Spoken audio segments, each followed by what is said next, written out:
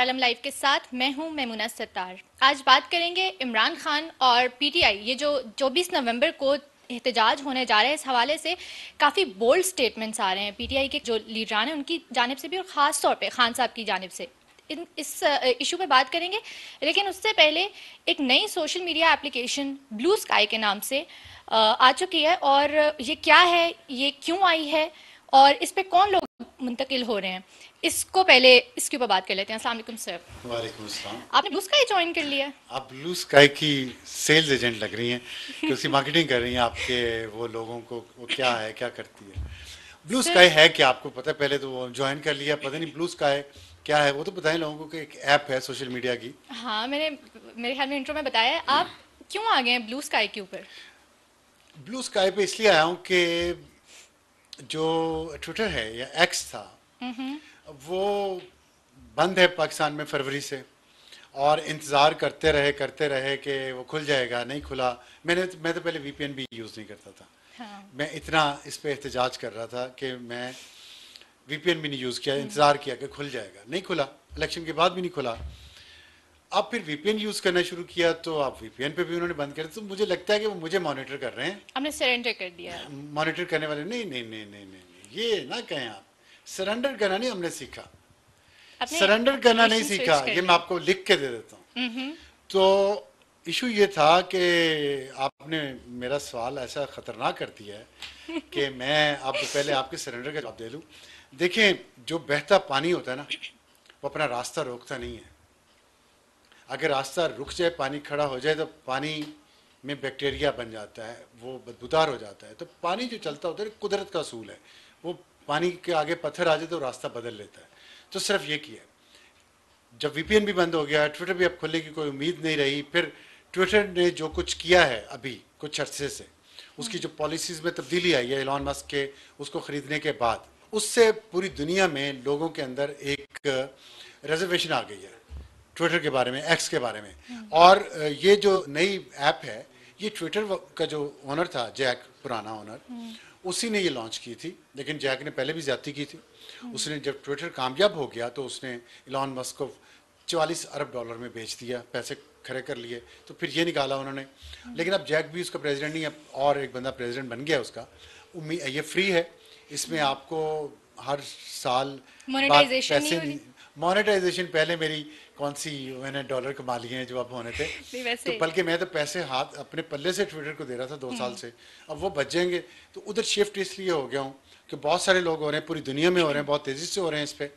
और मुझे ऐसे लगता है जैसे मैं पुराने ट्विटर पे चला गया हूँ, क्योंकि इसमें लिमिटेड स्पेस है लिखने की मैसेज, और उसी तरह की लिमिटेड सी उसकी ऑप्शंस हैं। लेकिन सबसे बेस्ट ये है कि आप लोगों से कम्युनिकेट कर पा रहे हैं। जो मुझे लगता था कि मैं सफोकेट हो रहा हूँ, मैं जब दिल करता है मैं बगैर वीपीएन के उसको खोल के, तो मैं अभी रात को, मैंने कुछ घंटे हुए मैंने ज्वाइन किया, लेकिन बहुत सारे लोगों ने फॉलो कर लिया है। लेकिन और it will take quite a lot of time it will take, जाहिर है। एक कम्युनिटी बिल्ड करने में। जाहिर है ट्विटर के ऊपर आपकी एक अच्छी 16 साल कम्युनिटी लगे है। ट्विटर को, हाँ। 17 साल यहाँ तक पहुँचने में। तो ये टाइम तो लगेगा, लेकिन कम से कम मुझे ऐसे लगता है कि मैंने दोबारा सांस लेना शुरू कर दिया है। मैं कम्युनिकेट कर पा रहा हूँ अपने लोगों से। मुझे पूरी दुनिया से तो कम्युनिकेट शायद नहीं करना, पाकिस्तानी लोगों से करना है, ख़ास तौर पे जो पाकिस्तान में रहते हैं या दूसरे मुल्कों में रहते हैं और उर्दू समझते हैं, पढ़ते हैं। मैं ज़्यादा उर्दू में करता तो हूँ। इस बात की क्या गारंटी है कि जब हम सारे उस पर शिफ्ट हो जाएंगे and there wouldn't be a time जब उसके ऊपर भी इसी तरीके की पाबंदियां भी लगना शुरू हो जाएंगी, या फिर वो भी आगे किसी को अच्छा बेच सवाल दिया है, अच्छा जाएगा? सवाल है। देखें, हमने प्रिंट मीडिया से शुरू किया, हमने जर्नलिज्म, और फिर इलेक्ट्रॉनिक मीडिया, फिर अब डिजिटल मीडिया। आपने तो शुरू ही डिजिटल मीडिया से किया है, तो आपको प्रिंट और इलेक्ट्रॉनिक मीडिया में जो हमारी स्ट्रगल थी और जितनी रुकावटों को हमने पास किया और आज भी जिंदा हैं और बोल रहे हैं किसी न किसी तरीके से, तो ये चीज़ यही साबित करती है कि रुकावटें नहीं ख़त्म होंगी। ये राइट और रॉन्ग की जंग खत्म कभी नहीं होगी। अगर आप समझे कि एक रुकावट आई है, हमने उसको क्रॉस कर लिया तो आगे कोई नहीं, ऐसा कोई गारंटी दुनिया में कहीं नहीं है। अब दुनिया में भी देखें ना, ट्विटर के खिलाफ बहुत ज़्यादा एक जहन बन गया है, ख़ास तौर पे ट्रंप के साथ जब उसने अलाइन किया है, और फ़लस्तीन और गज़ा के ख़िलाफ़ जो वहाँ जो जुल्म हो रहा है उसकी खबर को जो उसने सेंसर किया है, उस पर लोग जो हैं वो उसके ख़िलाफ़ हो गए हैं। हमारे एक प्रॉब्लम ये है कि जो वेस्ट का लिबरल है वो डोनाल्ड ट्रंप के ख़िलाफ़ है, वो इलॉन मस्क के ख़िलाफ़ है।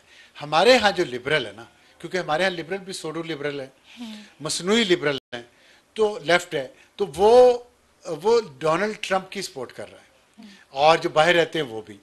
तो उनके लिए तो मास्क ठीक है, लेकिन मेरा ख्याल है कि जितना मुझे अच्छा रिस्पांस इस पे ब्लू स्काई पे मिला है कुछ घंटों में, मुझे पिछले 8-10 महीनों में ट्विटर पे इतना रिस्पांस नहीं मिला। हाँ, एक्स जाहिर पे है उसकी, तो क्योंकि उसकी रीच नहीं हाँ, है, restricted खोलना है बहुत। मुश्किल है उस पर, तो एक फ्रस्ट्रेशन होती थी। तो ठीक है, अब इस पे लोग आ रहे हैं, कुछ अरसे बाद ये बंद करना पड़ जाएगा, इस पे भी वीपीएन लगाना पड़ेगा। इससे और पहले कोई और देखिए, साइंस से नहीं लड़ सकते आप, ये समझा रहा हूँ, यही समझा रहा हूँ पाबंदियां लगाने वालों को।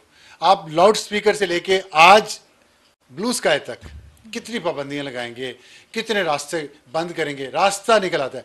कुदरत का असूल है कि पानी रुकता नहीं है, इंफॉर्मेशन का फ्लो रुकता नहीं है, सच बोलने वालों का रास्ता रुकता नहीं है। जिसने बोलना है, कहना है, वो किसी न किसी तरीके से अपनी बात लोगों हाँ, तक एक ले जाएगा। प्लेटफॉर्म नहीं तो यू दूसरा हैव टू बी प्लेटफॉर्म होता है। Smarter than the criminals. और ये जो सब कुछ बंद कर देना, रेगुलेट करें आप, बंद कर देना। आप ट्रैफिक Exactly. बंद तो नहीं कर देते एक्सीडेंट हो जाए ना, आप रेगुलेट करते हैं, सड़कें बेहतर करते हैं, सिग्नल्स का निज़ाम बेहतर करते हैं, ट्रैफिक पुलिस का वो बढ़ा देते। बंद करना तो कोई कोई दिस इलाज व्हाट नहीं। We had been saying. और आपने जिस तरह कहा ना कि आप वीपीएन भी यूज़ नहीं कर रहे थे जब शुरू में ट्विटर भी बंद हुआ था, यू हैड अ प्लेटफॉर्म। मुझे ऐसा लगता है जब यू नो आप टेलीविजन के ऊपर आ रहे थे, आप अपनी बात कह सकते थे, लेकिन जब रिस्ट्रिक्शन यूँ लग जाती है तो एक आम पाकिस्तानी के पास फिर कोई प्लेटफॉर्म भी नहीं रह जाता, फिर उसने जाहिर है ऐसे ही है। अल्टीमेटली वीपीएन पे जाना होता है।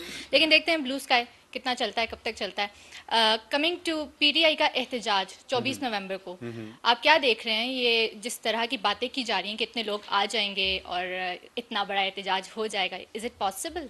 ये मैं आपको एंड पे बताऊंगा कि इज इट पॉसिबल और नॉट, ठीक है। और उसकी सॉलिड बेस है उसकी, वो बात बताने की होगा या नहीं होगा। लेकिन मैं आपको ये बताना चाहता हूँ कि कल मेरे सवाल में जो हमने बात की है और कैलकुलेशंस की आप लोगों ने, आपने, तैमूर ने, ताहा ने, उन्होंने ये सारी की कैलकुलेशंस। तो हाँ, जो 10,000 बंदा एक एमएनए की ड्यूटी लगा दी, एमपीए की 5,000 लगा दी, और किसी को कहा है कि गैर हाजिर ना हो। आज भी खान साहब ने बात की है जेल में लोगों से, और फिर उन्होंने कहा कि मैंने पहली दफ़ा कौम को एहतजाज का कहा है, और उन्होंने कहा कि ये फ्रॉड इलेक्शन है, अदलिया को इन्होंने काबू कर लिया है, मीडिया को काबू कर लिया है, वीपीएन पे पाबंदियाँ हैं। और बड़ी मज़ेदार बात उन्होंने की है, उन्होंने नवाज शरीफ वाला शेर पढ़ा है। तो इस कुदरत की सितम ज़रीफ़ी पे मैं मुस्कुरा रहा था जब वो मुझे बताया हमारे यासर हकीम साहब ने कि आज उन्होंने नवाज शरीफ वाला शेर पढ़ा। कौन सा शेर? ए तायर लाहौती, ए तायर लाहौती, उस रिस्क से मौत अच्छी जिस रिस्क से आती हो परवाज में कोताही। तो वेलकम खान साहब नवाज शरीफ के कैंप में। वेलकम ऑन और बोर्ड। तो उन्होंने फिर इसका तर्जमा भी करके बताया कि आज़ादी पर पाबंदी से बेहतर है कि मौत इख्तियार कर ली जाए। और तो ये वो नुक्ता है जिस पे मैं आज का सारा हमारा पॉडकास्ट करना चाहता हूँ कि वो लोगों को कह रहे हैं कि आज़ादी से, जब आज़ादी आपकी छिन जाए तो बेहतर है मौत का रास्ता। ये जो ख़तरनाक बात की है ना, मेरा यही खान साहब से इख्तिलाफ है। और उनके फॉलोअर्स को भी मैं ये कहना चाहता हूँ कि वो मुझ पर तनकीद करते हैं बहुत, बस मैं खान साहब जिस दिन लोगों के बच्चों को सड़कों पे ला के मरवाना बंद कर देंगे ना, पीपल्स पार्टी और नून लीग की तरह एक ऐसी सियासत करेंगे जिसमें लोगों के बच्चों को सड़क पे ना लाना पड़े, तो मैं खान साहब की सपोर्ट ज़रूर करूँगा। लेकिन जब मैं देखता हूँ ना कि खान साहब के अपने बच्चे तो लंदन में हैं, वो नहीं यहाँ आ रहे, या तो हो ना कि वो भी आ रहे हो 24 नवंबर को। अब प्लान क्या है? 17 लाख बंदों की हम बात कर रहे थे, 10,000 एमएनए लाएंगे और 5,000 एमपीए फी एमपीए लेके आएगा। इसके लिए 36,000 बसें चाहिए। ये कम से कम हम बात कर रहे हैं 36,000 बसें। पूरे पंजाब में बसें कितनी हैं? 97,000 जो इस साल का जो डेटा है उसके मुताबिक पंजाब में। और ये जो 36,000 हैं ये केपी और नहीं, सिर्फ हम केपी और पंजाब को जो हमने कैलकुलेशन कल की है ना, 2 सूबों की, हमने सिंध बलूचिस्तान को नहीं काउंट किया, और ना ही आज़ाद कश्मीर गिलगित बल्तिस्तान को किया, ना इस्लामाबाद को किया। तो ये 36,000 बसें अगर आप किराए पे लेंगे ना एक दिन की, सिर्फ एक दिन के लिए, तो 1 अरब 80 करोड़ रुपया बनता है। ये कहाँ से इतना पैसा आ रहा है? ये जो लोगों को अपीलें की जा रही हैं कि आप चंदा दें, तो ये पैसे वहाँ से आ रहे हैं या कहीं और से आ रहे हैं? और क्या इसका कोई हिसाब है? तो ये तो होगी एक चीज़। लेकिन दूसरी बात जो है ना, उसमें जो ख़तरनाक बात है कि जो प्लानिंग हुई है इस दफ़ा, उसमें दो दो पहलू मद्देनजर रखे जा रहे हैं। एक तो ये कि पीटीआई की लीडरशिप जो है इस वक्त मौजूदा लीडर जो बाहर है, खान साहब के अलावा और उनकी बहनों के अलावा, मेरी बात को ज़रा गौर से सुनिएगा, खान साहब के अलावा और उनकी बहनों के अलावा जितनी लीडरशिप है बाकी की, वो नहीं चाहती थी कि 24 नवंबर को हम एहतजाज के लिए इस्लामाबाद जाएं। खान साहब और बहनों के अलावा? जी। अच्छा, इससे ज़्यादा इस मेरा मुस्कुराहट के पीछे कुछ है, ठीक है, चलिए मैं इससे ज़्यादा ना कहूँ तो बेहतर रहेगा मेरे ख्याल में। तो वो नहीं चाहते थे कि, वो चाहते मफाहमत हो, ठीक है, वो नहीं चाहते थे कि सड़कों पे लोगों को लाया जाए, क्योंकि बार बार कॉल्स दी गई लोगों को, वो फेल हो गई। पैसा लगता है, एफर्ट लगती है, पूरा शोर मचा रहता है, सारे काम ठप हुए पड़े हैं खैबर पख्तूनख्वा में, लोगों का कोई काम नहीं हो रहा, ज़िंदगी उनकी मुश्किल हो गई है, लॉ एंड ऑर्डर की सिचुएशन बहुत ख़राब है, सेहत की, टीचर्स स्ट्राइक पे हैं, 1 लाख टीचर्स जिनको कहा जा रहा है कि आप हमारे साथ इस्लामाबाद चलें तो हम आपके मुतालबात मान लेंगे। देखिए ना ब्लैकमेलिंग कैसे हो रही है कि उनकी तनख्वाहें तब बढ़ाई जाएंगी। तो ये सब क्यों किया जा रहा है? इसलिए कि लोग बाहर नहीं निकल रहे। तो अब उन्होंने, एक तो ये है कि कोई फेस सेविंग मिल जाए किसी तरीके से, और वो ये जो 24 नवंबर का एहतजाज है ये मुलतवी हो जाए। एक कोशिश तो ये है। अच्छा जी, और इस पे काम हो रहा है, बातचीत हो रही है, इस पे काम हो रहा है। अब मसला ये है कि खान साहब और उनकी बहनें नहीं मान रही। खान साहब कह रहे हैं ऐसी मुफाहिमत से मुझे क्या फ़ायदा होगा। मेरी बात समझ रही है कि मुझे क्या फ़ायदा होगा, मेरे ऊपर तो केसेस वैसे के वैसे ही हैं। और इसमें एक बड़ा अहम केस है जिसका मैंने जिक्र कुछ दिन पहले किया था। वो केस जो है, अगर आप उस पर सुनवा दें कि मैंने क्या कहा था। ठीक है, एक बार सुन लेते हैं। ठीक। इमरान खान साहब के खिलाफ एक कोई स्ट्रॉन्ग केस है जो कि जिसको रखा जाएगा। ये इशू ये है कि जनरल फैज़ का केस है। अब फील्ड जनरल कोर्ट मार्शल जो होता है ना, उसमें टाइम लगता है, और लेकिन इतना टाइम भी नहीं लगता जितना लग गया है। सर पे लटकती तलवार, बाज हालात में सर पे लटकती तलवार बेहतर होती है कि उस तलवार से वार किया जाए। तो वो सर पे लटकती तलवार जो है ना, वो खान साहब और उनकी डील के ऊपर लटकती रही। तो ये जो उसमें बताया है आपने, अभी जो सुनवाया है कि जनरल फैज़ का केस जो है उसका फैसला इसलिए नहीं आ रहा कि उसको पेंडिंग में रखा जा रहा है, ताकि अगर खान साहब मुफाहमत पे राज़ी नहीं होते, इसी डगर पे चलते हैं और जिस पे खान साहब चल रहे हैं, तो फिर इसका फैसला हो सकता है उस वक्त अनाउंस किया जाए।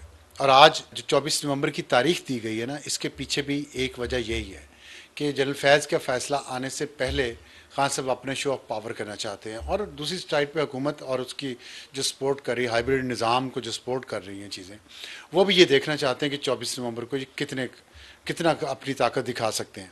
अब उसमें ये हुआ कि ये पीटीआई को कुछ अंदाज़ा हो गया है, खान साहब को भी अंदाज़ा हो गया है कि कुछ अरसे में ये केस का फैसला हो जाएगा।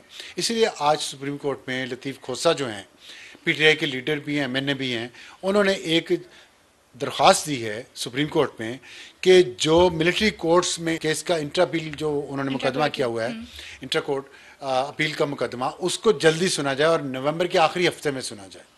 नवंबर के आखिरी हफ्ते की जो डेट मांग रहे हैं ना, इसका मतलब है कि दिसंबर के पहले या दूसरे हफ्ते में जनरल फैज़ के केस का फैसला होने की पॉसिबिलिटी है। और वो फैसला अगर आया तो उस पर खान साहब जो हैं उनको हो सकता है कि मिलिट्री कोर्ट्स में ले जाया जाए।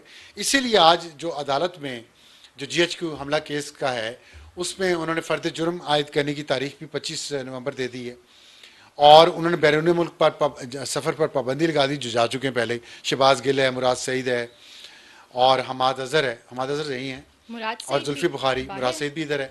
तो ये जो मैंने आपको कहा दो पहलू हैं, एक तो फेस सेविंग हो जाए और किसी तरीके से मुफाहमत की तरफ बात चल पड़े और ये सारा एहतजाज ना करना पड़े। लेकिन इसका ये मतलब नहीं कि तैयारी नहीं कर रहे। पीटीआई फुल तैयारी कर रही है और भरपूर तरीके से तैयारी कर रही है।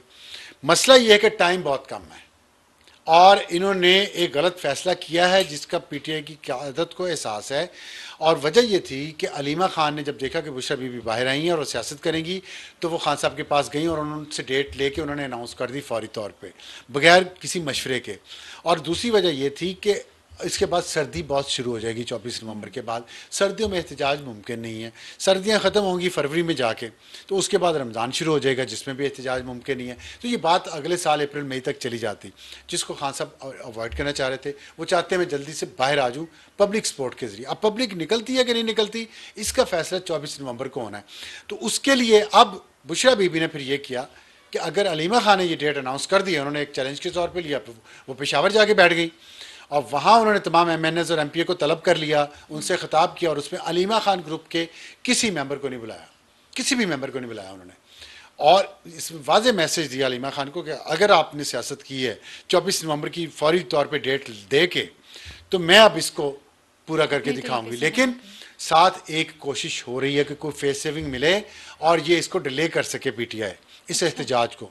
उसकी कितनी पॉसिबिलिटी है ये 1-2 दिनों में पता चल जाएगा। अब जहाँ तक आपकी जो अगर वो एहतजाज करते हैं तो उसमें एक नई जो उन्होंने स्ट्रेटजी बनाई है, जो अंदर हॉक्स है ना, दोनों किस्म के लोग हैं, कुछ मुफाहमत चाहते हैं, कुछ चाहते हैं सड़कों पे निकलें। और उसमें 2 चैलेंजेस हैं बहुत बड़े। एक तो पंजाब के लिए चैलेंज है, पंजाब की PTI के लिए, जो खैबर पख्तूनख्वा पेशावर की जो लीडरशिप है, पख्तून लीडरशिप खास तौर पे, वो कह रही है कि हमने तो बहुत स्ट्रगल किया। इस्लामाबाद के भी कुछ लोग हैं, हमने बहुत स्ट्रगल की है पिछले 2 साल, हमने बार बार एहतजाज किए हैं, मुजाहरे किए हैं, धरने दिए हैं। पंजाब की क़ियादत नाकाम हो गई है लोगों को बाहर निकालने में। हमाद अज़हर पे बहुत ज़्यादा तनकीद की जा रही है कि ये मफरूर हैं और गिरफ्तारी भी नहीं दे रहे, बाहर भी नहीं निकल रहे, लोगों को मोबिलाइज भी नहीं कर रहे। तो अब पंजाब की तरफ बहुत नज़रें हैं कि पंजाब से कितने लोग यहाँ पे इस्लामाबाद पहुँच पाते हैं। तो ये देखना होगा कि पंजाब से कितने लोग पहुँच पाते हैं। और उस पर जो दूसरा पहलू है ख़तरनाक है, वो ये है कि अब उन्होंने ये फ़ैसला किया है कि हम औरतें और बच्चे जो हैं ना, वो भी इस मुजाहरे में शरीक होंगे और औरतों और बच्चों को सबसे आगे रखा जाएगा, फ्रंट लाइन। तो ये एक बड़ी ख़तरनाक सूरत हाल इमर्ज हो रही है। उसमें यह है कि अगर पुलिस ने, जो कि ज़ाहिर है आंसू गैस की शेलिंग होगी और हंगामा होगा, लाठीचार्ज भी होगा, तो उसमें PTI ये चाहती है कि सबसे पहला निशाना बच्चे और ख़वातीन बने। तो उससे जो वीडियो क्लिप्स बनेंगे और जिसमें शोर शराबा होगा, औरतों को रोते हुए या आंसू गैस की शेल का सामना करते हुए, को खुदा न खासा बच्चा या औरत ज़ख्मी हो जाए, तो एक उनके पास प्रोपेगेंडा का टूल आएगा जिसको वो इंटरनेशनली एक्सप्लॉइट करेंगे। इस वक्त जबकि मैंने आपको बताया अमेरिका में नई एडमिनिस्ट्रेशन आ रही है ट्रंप की, जिसके ऊपर PTI मुसलसल काम कर रही है कि उनको, और अभी 54 कांग्रेसमैन का एक और ख़त भी जो बाइडेन को गया है, तो एक लॉबिंग वहाँ ये हो रही है, साथ से प्रोपेगेंडा मटेरियल इकट्ठा करने की कोशिश हो रही है औरतों और बच्चों को आगे रख के। और अगर खुदा ना खास्ता कोई जान किसी की चली गई तो PTI का प्रोपेगेंडा तो बहुत ज़्यादा आपको पता है टॉप गियर में चलता है, तो वो बड़ी मुश्किलात पैदा कर देगा पाकिस्तान के लिए और पाकिस्तान की हुकूमत के लिए। अब ये एक ऐसी नाजुक सूरत हाल है जिसमें दूसरी तरफ से जो है ना, वो दूसरी तरफ से ये कहा जा रहा है और पूछा जा रहा है कि अगर आम लोगों के बच्चे और आम लोगों की ख़वातीन फ्रंट लाइन पे होंगी तो उसमें खान साहब के बच्चे और खान साहब की बेगम बुशरा बीबी वो भी फ्रंट लाइन पे हों तो बात बनती है।